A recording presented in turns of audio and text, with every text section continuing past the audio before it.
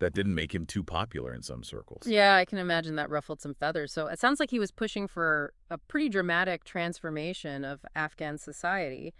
How did people react to these reforms? He was mixed. Some embraced this idea of progress, modernization, right? But others, they really clung to tradition.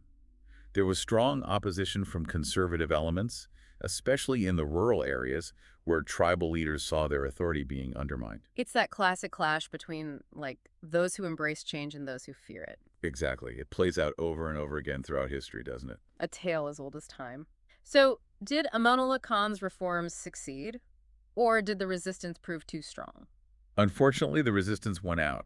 He was forced to abdicate in 1929 after a bunch of uprisings. Afghanistan entered a period of instability. It's a reminder that even the best intentions can backfire if they don't have, the support of the people. It's a tough lesson.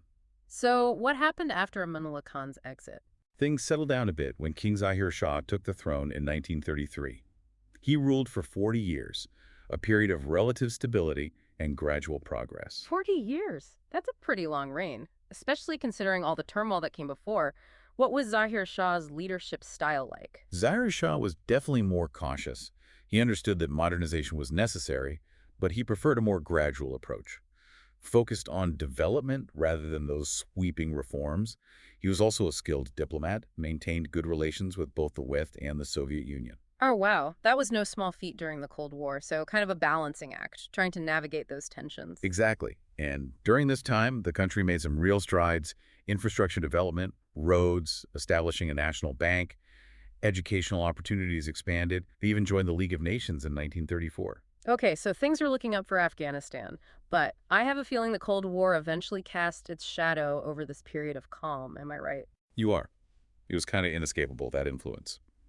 In 1973, while Zahir Shah was on a trip abroad, his cousin, Mohammed Daoud Khan, he seized power in a coup. Classic family drama. Can't trust anyone, right?